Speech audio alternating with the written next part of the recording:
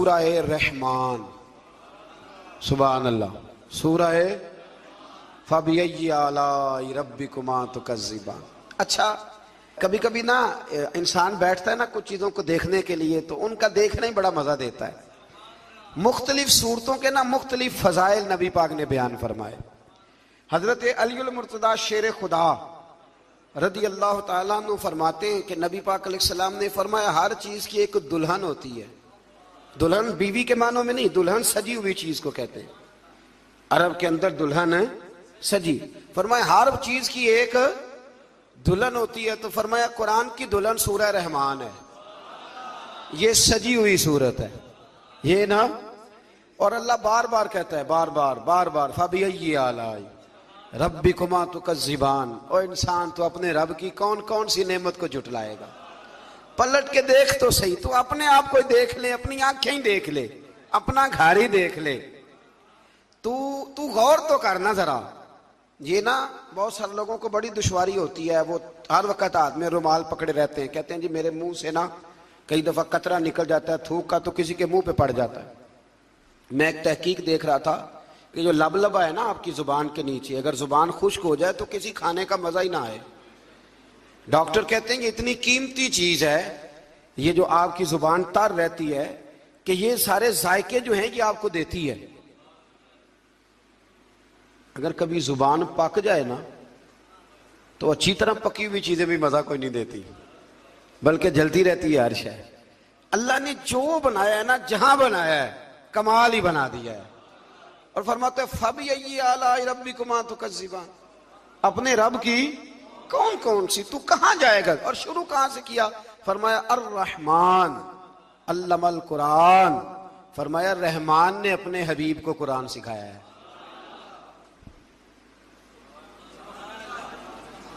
हजरत अली फरमाया करते थे कि मैं अगर कुरान की तफसीर लिखूं तो कई ऊंट किताबों के भर जाएं, फिर भी तफसीर खत्म। हम पुरानी बात नहीं करते। ये गुजरात में मुफ्ती अहमद यार खान साहब नईमी हकीमुल उम्मत रहमतुल्लाह, कुरान मजीद के एक पारे की तफसीर लिखी तो पूरी एक जिल्द बन गई।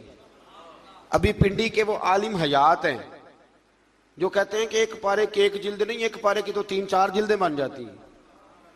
आला हजरत फाजिल बरेलवी से किसी ने कहा तफसीर लिखे, फरमाने लगे मैं लिखूंगा तो पढ़ेगा कौन। फरमाया मैं तो सूरह बद्दुहा की तफसीर लिखूं तो कई जिल्दें बन जाएं। इतना वसी। और बताइए ये वो लोग हैं जिन्होंने उस्तादों से कुरान सीखा है।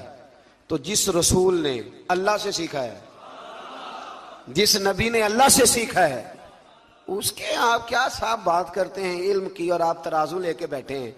आप कैसी बात करते हैं। मेरे महबूब को रब कहता है मैंने कुरान सिखाया है। खलकल इंसान, फरमाया पहले कुरान सिखाया है, फिर मैंने इस इंसान कामिल को दुनिया में पैदा फरमाया है।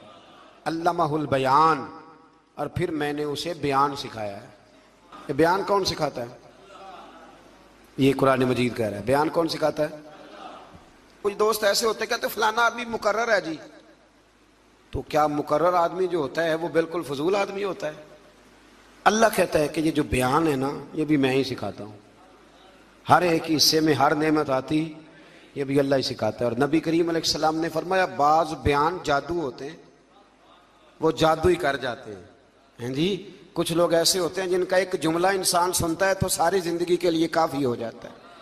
अल्लाह तासीर की दौलत अता करता है। फिर बड़ी सारी बातें रब करीम ने इरशाद फरमाई। फरमाया अल्लमहुल बयान अश-शम्स वल कमरु बिहुस्बान। सूरज और चांद हिसाब के पाबंद हैं। वन नज्मु व शजरु यस्जुदान। आसमान के तारे और जमीन के दरख्त उसी के सामने सजदा किए हुए हैं। वस्समाअ रफ़अहा व वदअल मीज़ान। आसमान उसी ने बुलंद किया है और मीज़ान अदल भी उसी ने कायम किया है। अल्लाह ततगौ फिल मीज़ान, ताकि तुम तोलने में ज्यादती न करो। व अकीमुल वज़ना बिल किस्ती वला तुखसिरुल मीज़ान। और फरमाया इस तरह करो कि वजन को ठीक रखो इंसाफ के साथ, और तोल को कम न करो। फिर बड़ी सारी बातें इरशाद फरमाने के बाद फरमाया वल हब्बु ज़ुल अस्फ़ी वर रैहान। अनाज में जो भूसा वाला है और खुशबूदार फूल सारे किसने पैदा किए। फरमाया फबिय्यि आलाई रब्बिकुमा तुकज़्ज़िबान। तो तुम अपने रब की किन किन नेमतों को जुटलाओगे। फरमाया खलकल इंसाना मिन सलसालिन कल फखार, हमने इंसान को बजने वाली ठीकरी की मट्टी, जो बजने वाली मट्टी है ना, जो खुश्क हो जाती है, उससे पैदा फरमाया। व खलकल जान मिन मारिजिम मिन नार, और पैदा किया जान को आग के खालिद शोले से। फबिय्यि आलाइ रब्बिकुमा तुकज़्ज़िबान। ये सूरत ऐसी है कि इसका एक एक लफ्ज पढ़ने को दिल करता है। ये सारा कुरान मजीद ही बड़ी बात है, लेकिन ये तो सूरत जो है ना हमें अपना आप याद कराती। बहरहाल अल्लाह ताला ने बार बार एक बात का जिक्र फरमाया, और इसी सूरह मुबारक में ना फिर एक सबक दिया। फरमाया डर जाओ। क्या मिलेगा या अल्लाह? फरमाया अगर तुम मेरे सामने खड़े होने से डरोगे ना तो 2 जन्नतें दूंगा। वलिमन खाफ मकाम रब्बिही जन्नतान, जो अल्लाह के सामने खड़े होने से डरेगा अल्लाह उसे 2 जन्नतें देगा। वैसे आजकल डरते तो नहीं ना लोग, डर निकल गया, बस थोड़ा सा बरादरी से डरते हैं, बरादरी से थोड़ा सा, ज्यादा नहीं, थोड़ा सा रस्म और रिवाज से डरते हैं। कुछ थोड़ा सा, कुछ लोग हैं जो चलो थोड़ा बहुत बच्चों से डर जाते हैं, थोड़ा थोड़ा है ना, दुनियादारों से लोग डरते हैं। नहीं डरते तो अल्लाह से नहीं डरते, जिससे डरना चाहिए। फरमाया जो रब के सामने खड़े होने से डरेगा अल्लाह उसे 2 जन्नतें अता फरमाएगा। फिर इससे आगे सूरतुल वाक़िया शुरू होती है।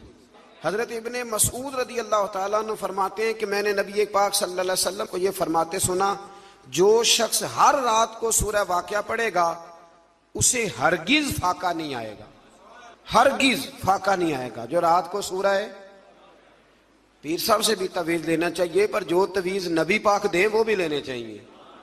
ये हुजूर ने तवीज़ दिया। मेरे अस्सा फरमाया करते थे कि ये ज़हन में रख के पढ़ा करो कि ये नबी पाक ने कहा है कि जो सूरत वाक़िया पढ़ेगा उसको कभी फाका। फरमाया ये ज़हन बना के पढ़ोगे ना, ये ज़हन कि हुजूर के कहने पे पढ़ रहा हूं, तो हो ही नहीं सकता कभी फाका है। हजरत अब्दुल्ला इब्ने मसूद रावी है ना इस हदीस के, तो हजरत अब्दुल्ला इब्ने मसूद का अपना ये हाल था कि जब वो बड़े बीमार हो गए, हजरत उस्मान गनी का दौरे खिलाफत था, तो इनकी बेटियां ज्यादा थी। हजरत उस्मान गनी इनके घर तशरीफ लाए और फरमाने लगे, अब्दुल्ला मैंने फैसला किया कि माले खजाना में से कुछ तुम्हें दे दूं, तुम्हारी बेटियां हैं। तो आप फरमाने लगे आप फिक्र ना करें, मैंने बेटियों को खजाना दे दिया है, मेरी बेटियों को कोई तकलीफ कभी नहीं आएगी। कहा जनाब आपने क्या खजाना दे दिया है?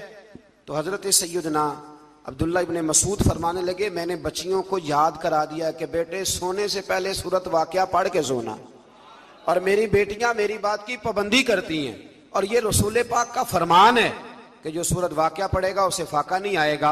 आप फरमाने लगे तारे झड़ सकते हैं, सूरज गिर सकता है, चांद जगह छोड़ सकता है, पर रसूल रहमत का फरमान गलत नहीं हो सकता। तो क्यों नहीं सूरत वाक़िया पढ़ते? जो नजर लग जाती है ना आपके कारोबार को, नजर भी बहुत ज्यादा लगती है, तो वो भी नहीं लगेगी इंशाअल्लाह ताला, अल्लाह मदद करेगा। लेकिन शर्त यह है कि रात को सूरह वाक़िया जरूर पढ़ें। इस सूरह मुबारका के जो मज़ामीन है ना, उसमें अल्लाह तबारक व तआला ने इरशाद फरमाया कि जो लोग हिसाबो किताब के लिए पेश होंगे उनकी 3 किस्में होंगी।